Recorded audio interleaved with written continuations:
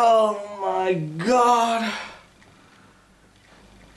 Why the hell did I schedule a review for this day, January 1st? What are we doing today anyway?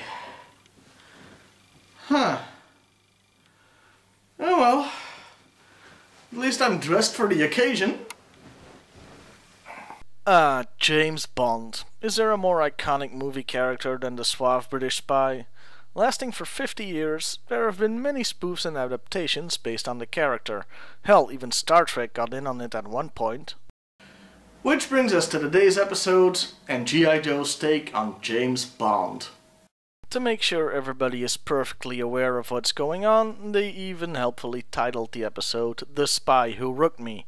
At least Star Trek was a bit more subtle in calling their episode Our Man Bashir. Bashir. Julian Bashir. Okay, maybe not that subtle.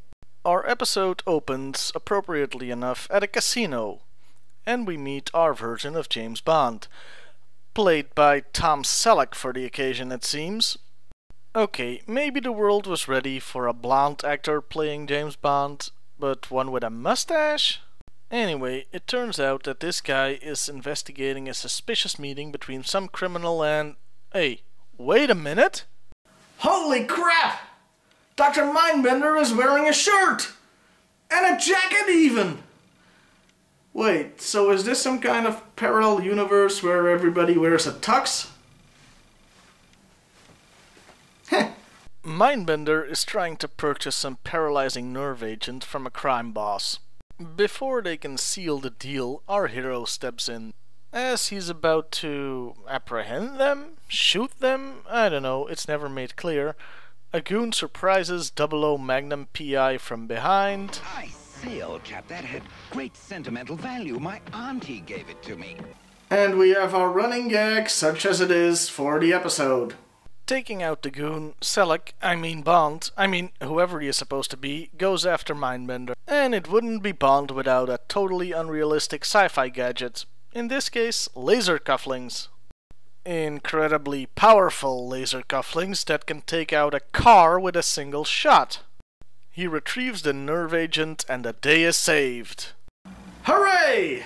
That means I can end this early, go on the internet, and try out every single fake cure for a hangover that I can find. Oh, wait, it appears that the episode is continuing. Crap.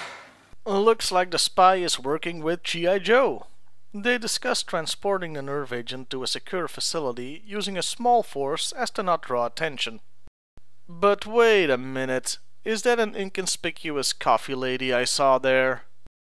Sure enough, she hops on a scooter, in the middle of a desert no less, and heads straight from the Joe building to a secret Cobra base. A base that has to be practically right next door, because, well, scooters can't really travel all that far. So of course it turns out she was Zarana. Well, it was that or the Baroness, really. You know, if this was a real Bond story, then she'd end up in bed with the hero before the end of the second act. But since it's a cartoon show for kids, fat chance of that.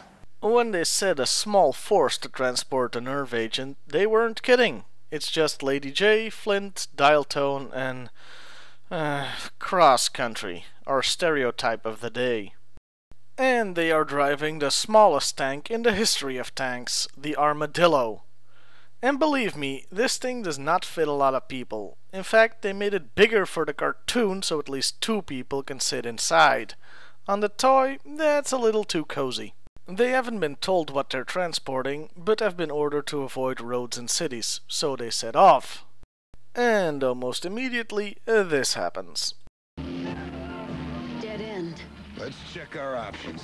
Oh, come on, you guys had a map. You could have at least figured out a route before you set off. America's elite strike force, everybody! Thanks to Zarana's intel, they're soon attacked by the Dreadnoks.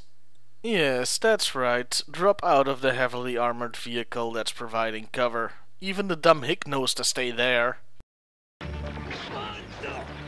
Wait, they manage to hit weapons and Dialtone's radio, but nobody gets shot? At that distance? With all that laser fire? With no cover? Look, if you want to stick with the nobody ever dies rule, fine. Fine with me, I can understand that, but at least make it plausible. Actually, come to think of it, maybe they figure one of the Joes is carrying the nerve agent, and they don't want to risk hitting it. Enjoy your walk home, mates! Hell, from Thrasher's line here, it does seem they're not shooting to kill. Anyway, at this point, 00 whatever shows up to save the day, complete with lame Bond-style puns. I think these chaps are due for a little trip.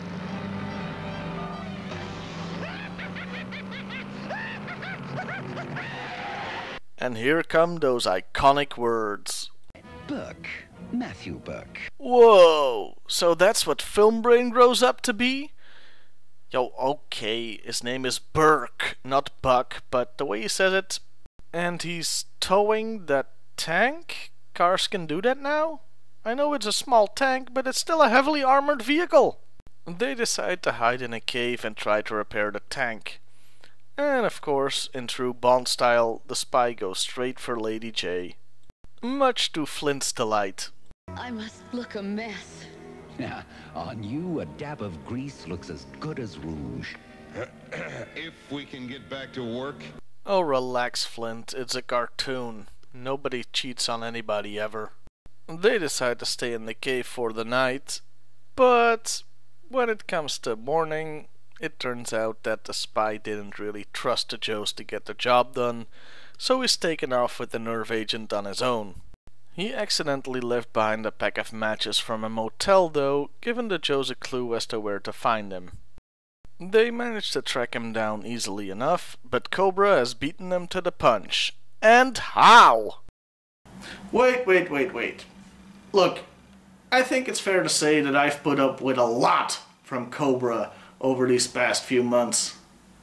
I mean, ghosts? Not you! So yeah, ghosts? Sure. Animal mind control? Why the hell not?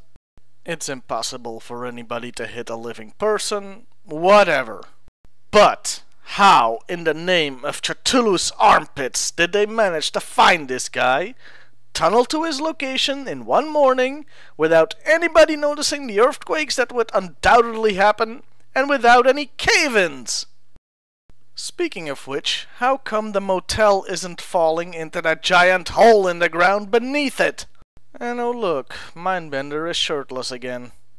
Having captured everybody, they start looking for the nerve agent, but they find nothing, even after taking the entire car apart.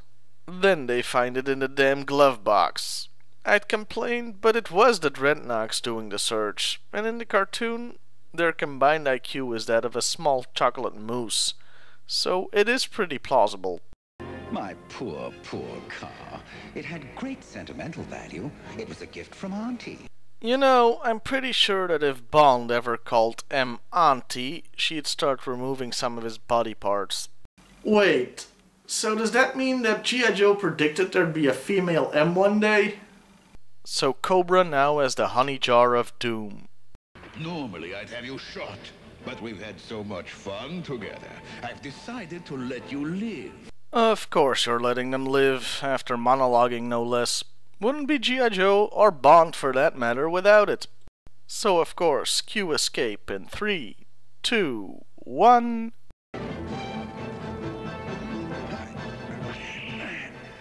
You know, that same cuffling blew up a car earlier.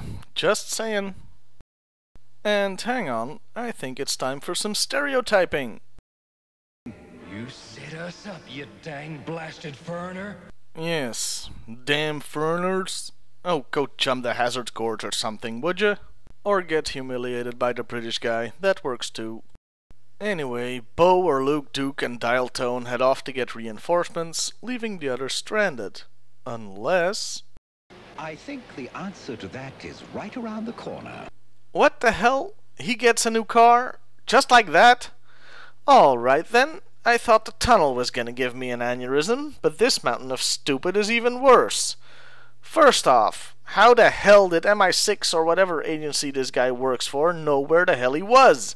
Secondly, how did they know he needed a new car? Thirdly, if they knew all this, why in the name of Serpentar sock drawers didn't they call in the cavalry? And finally, why didn't they stop the driver of the truck and tell him Cobra's got the nerve agent? So they can send in GIJoe, MI6, NATO, the Boy Scouts, everybody! Ugh. Moving on, they pursue Cobra to an abandoned airstrip where they are about to get away with all the honey. I mean nerve agent. And they manage to blow up all of the Night Ravens without getting shot at once, even though Mindbender says, Destroy them! I guess the Cobra troops finally got fed up with never being able to hit anything, so they just said to hell with it and gave up. The cavalry finally arrives and mops up the rest of the Cobras. So, gracious in defeat, Dr. Mindbender gives back the nerve agent. Sort of. Run! I'll smother it! Flint! And Flint dies a hero.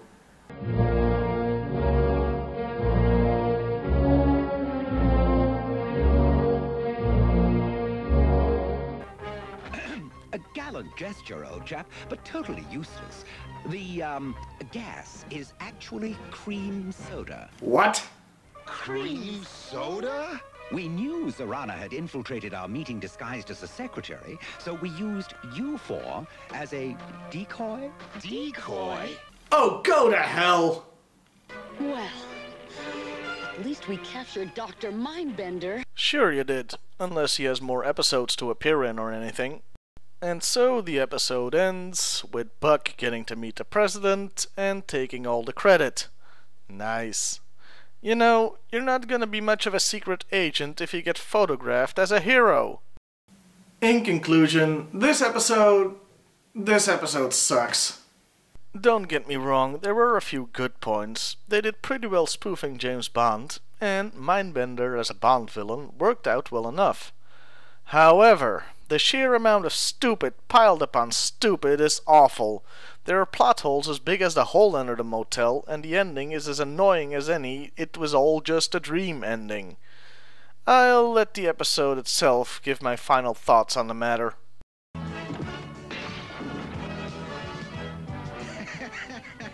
Now that's what I call one tough TV critic.